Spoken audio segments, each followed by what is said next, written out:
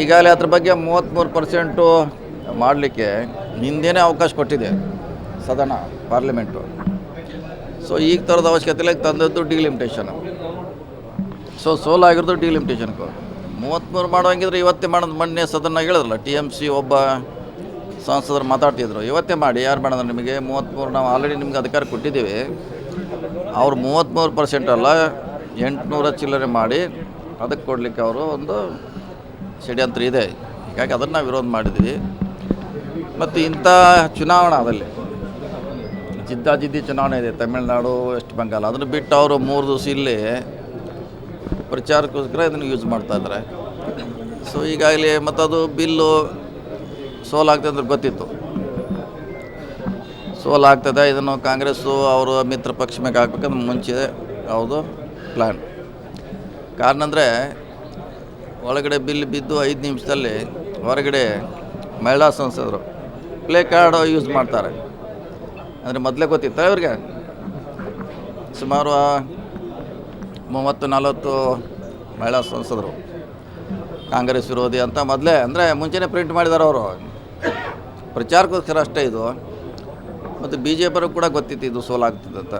So ಅದನ್ನು ಕಾಂಗ್ರೆಸ್ ಮೇಲೆ ಆಗಬೇಕು. ಸಾಧ್ಯದಷ್ಟು ವೆಸ್ಟ್ ಬೆಂಗಾಲ್ ಮತ್ತು ತಮಿಳುನಾಡು ಮಹಿಳಾ ಮತಗಳನ್ನು ಸೆಳೀಲಿಕ್ಕೆ ಇದೊಂದು ಪ್ಲ್ಯಾನ್ ಅಂತ ನನ್ನ ಊಹೆ.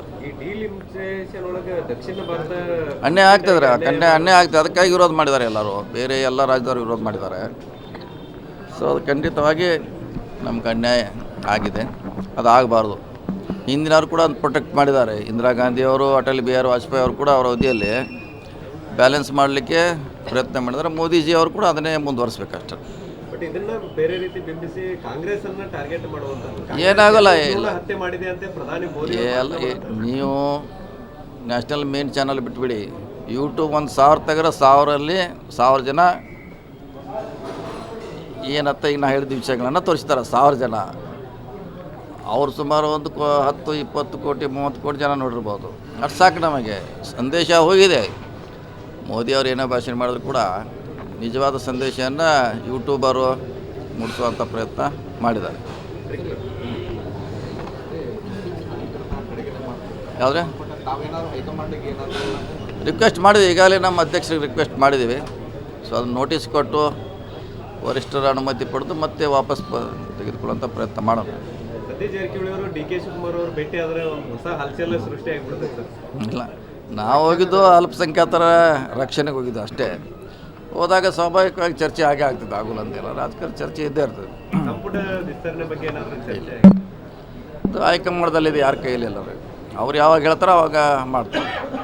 ಬೆಳಗಾವಿ ಸೇರಿದಂತೆ ಜಿಲ್ಲೆಯಾದ್ಯಂತ ನೀರಿನ ಸಮಸ್ಯೆ ಬಗ್ಗೆ ನೀರು ಬಿಡಬೇಕು ಮಹಾರಾಷ್ಟ್ರದಿಂದ ಇದೆ. ಮೊನ್ನೆ ಮುಖ್ಯಮಂತ್ರಿಗಳ ಸಭೆಯಲ್ಲಿ ಕೂಡ ಚರ್ಚೆ ಆಗಿದೆ. ಇಲ್ಲಿವರೆಗೆ ಅಂಥ ಮೇಜರ್ ಸಮಸ್ಯೆ ಏನಿಲ್ಲ. ಆದರೆ ಅದನ್ನು DC ಅವರು CO ಅವರು ಈಗಾಗಲೇ ಅಧಿಕಾರ ಕೊಟ್ಟಿದ್ದೀವಿ. ನಾವು ಕೂಡ ಮುಂದಿನ ವಾರ ಇನ್ನೊಂದು ಸಭೆ ಮಾಡ್ತೀವಿ. ಸೊ ಆದರೆ ತಕ್ಷಣ ಅದನ್ನ ಅಟೆಂಡ್ ಮಾಡ್ತೀವಿ, ಮಹಾರಾಷ್ಟ್ರದಿಂದ ನೀರು ಬಿಡಿಸುವಂಥ ಪ್ರಯತ್ನ ಮಾಡ್ತೀವಿ. ಅದು ಬಹುಶಃ ಎಷ್ಟು ಮಟ್ಟಿಗೆ ಸಾಧ್ಯ ಇದೆ ಗೊತ್ತಿಲ್ಲ, ಪ್ರಯತ್ನ ಅಂತ ಮಾಡ್ತೀವಿ. ಆಲ್ರೆಡಿ ಬಿಟ್ಟಿದ್ದೀವಿ. ನಾಳೆ 22ರಿಂದ ಬಿಡ್ತಾಯಿದ್ವಿ, ನಾಳೆ ಅಥವಾ ನಾಡ್ದು. ಯಾಕಂದರೆ ಅಲ್ಲಿ ಘಟಪ್ರಭಾದಲ್ಲಿ ಒಂದು ಬ್ರಿಡ್ಜ್ ಕೊಲ್ಯಾಪ್ಸ್ ಆಗಿದ್ರು, ಹೀಗಾಗಿ ಲೇಟ್ ಆಗಿದೆ. 2 ದಿವಸದಲ್ಲಿ ಅದನ್ನು ಕೂಡ ಲೆಫ್ಟ್ ಬ್ಯಾಂಕ್ ಬಿಡ್ತೀವಿ. ಯಾವುದು ಆಗಿದೆ ಅಂತ ಕೇಳಿದ್ರೆ ಗೊತ್ತದ ಬಗ್ಗೆ ಮಾಹಿತಿ ಇಲ್ಲ, ನೋಡೋಣ ಅದ್ರ ಬಗ್ಗೆ.